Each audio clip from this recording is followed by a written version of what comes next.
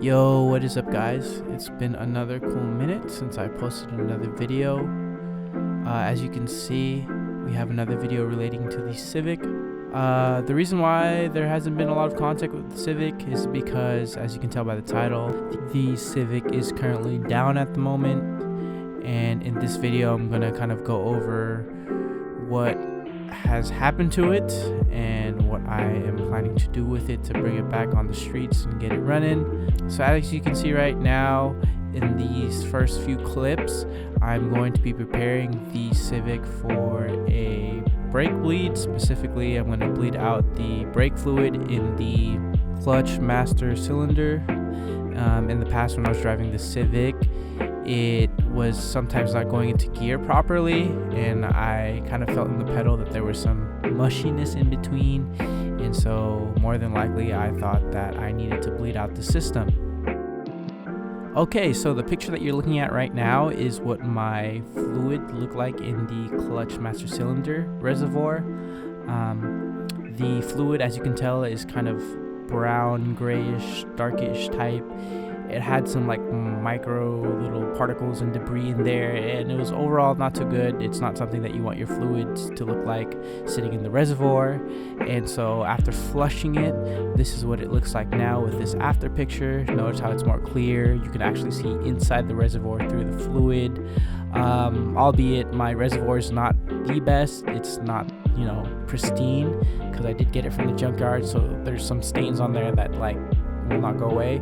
But essentially the fluid looks much cleaner and transparent, and yeah, that's essentially how you want your fluid to look like, whether in the clutch master cylinder or in the brake master cylinder, power steering, reservoir, etc. And so yeah, I changed that, and then this is where I started to notice my issues. So one day when I was driving to work, I was on the highway and I noticed a significantly loud howling from the right side of the car when I was in higher speeds, and that automatically went into my head, and my thought process was that, oh shit, I might have a wheel bearing that's going bad. I didn't think too much of it at first until the noise just became really consistent. And then that same day I noticed the noise, my dumb self decided that it was smart to continue driving on and even go for a canyon run. And so when I went for a little canyon run, I noticed my brakes weren't gripping as well, and it was a little bit shaky, and there was space in between. And I was like, oh man, maybe there was air that got into my brake system. But I guess that was not the case. As you can see in these next following clips, you'll see that my wheel, when jacked up, moves left, right, up, and down, which is not supposed to. Even when jacked up, it's supposed to not be able to move in all four directions other than being able to spin. And so yeah, it's moving, it's wobbling, it's dancing like crazy.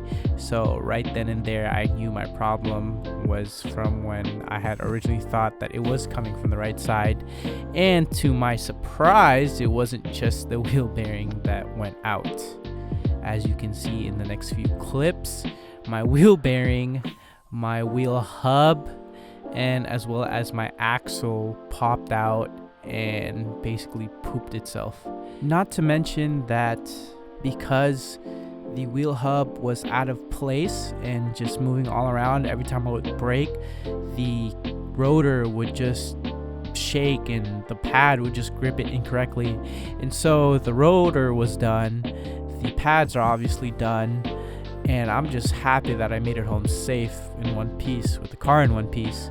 And the fact that it stood that long with the abuse, with the damage. So yeah, basically the right side of the drivetrain is done, and so I'm hoping that my transmission that I rebuilt almost a year ago now is still good, no leaks. So I'm pretty sure it's still good. It held up even though I abused it and was not supposed to be going on a canyon run knowing that the right side of the car had some potential issues. So when I took off the wheel, the axle nut popped off and it wasn't attached to the axle, which is really weird, and obviously something's wrong. So if you look in the back right there, it doesn't look like the grease is coming from the axle. More than likely it's coming from the hub assembly, so we'll need to actually take out the entire knuckle and get this hub reinstalled, or replaced I should say.